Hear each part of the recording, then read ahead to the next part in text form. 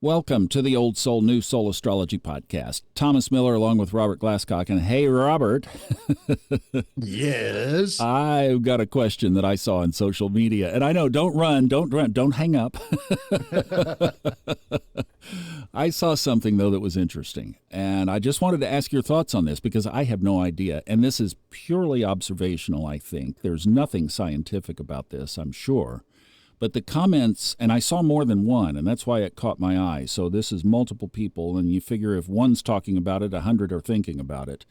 The comment was, and it was during the last Mercury retrograde, are there more deaths during retrogrades? And specifically, they mentioned Mercury.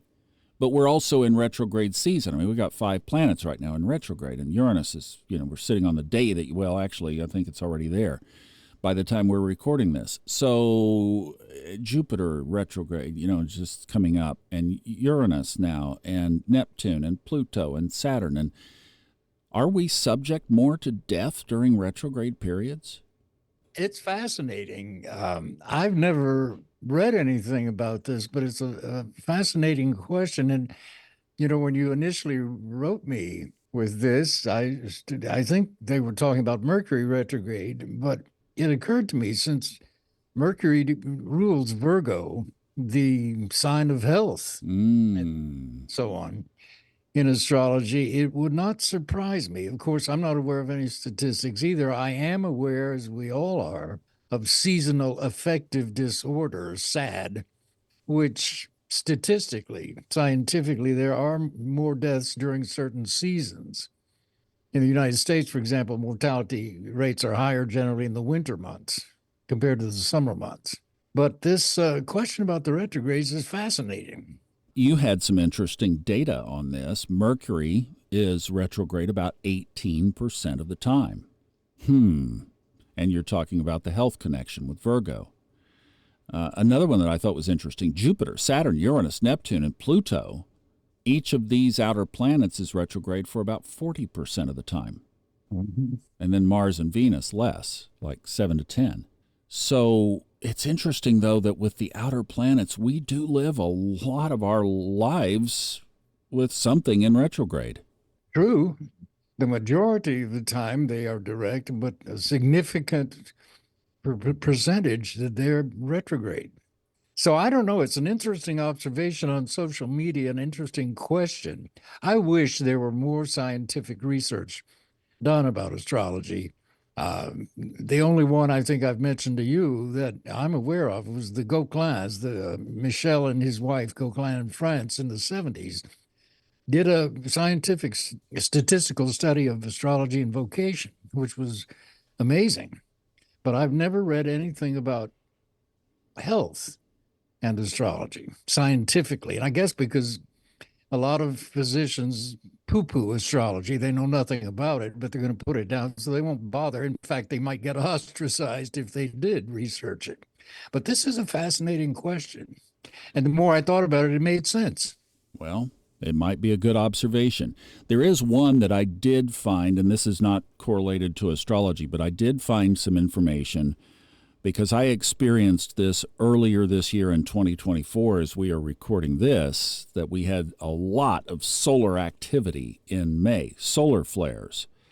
And I found a scientific article that was rare. There's not much on this, but it correlated solar activity with heart attacks and strokes from particularly arrhythmia. And since I have atrial fibrillation, I thought, I wanted to see more about that. And it said that there is definitely an increase, and this was a scientific study, that during peak times of solar activity, some people with heart disease could be more subject to a fatal incident. So that was the one thing. And then I had somebody here in the neighborhood where I am, which is a 55-plus community, say that he observed 5 of his customers here in the neighborhood died during that period in May. So that's a real deal. And people might be asking, well, what's a solution to that? The only thing that I've put together is you could go to Cheyenne Mountain in Colorado Springs and try to get in. The chances of that are thin. The other thing is a Faraday blanket, which you can easily get on Amazon or other retail outlets that you could use to get under. I mean, literally just pull the blanket. You can get from very thin Faraday cloth, and that's supposed to block that EMF or the energy that comes from solar flares, the CMEs. So anyway, that's the one I've got. It's the only one. Well, it makes sense, Thomas. Leo and the sun rule the cardiovascular system. Wow. And you know as well as I do, especially with AFib, which millions of people have, but living under EMF, high power lines, for example, is not advisable. No. So that does make sense. Wow. That is amazing. All right. Well, we didn't have anywhere to go with this other than just to observe it along with this and ask the expert his thoughts on this. So, Robert, thank you for that.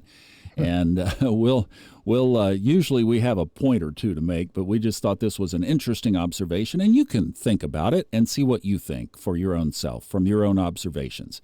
Thanks so much for listening. We'll see you back with a more regular episode next time on the Old Soul, New Soul Astrology Podcast with Robert Glasscock.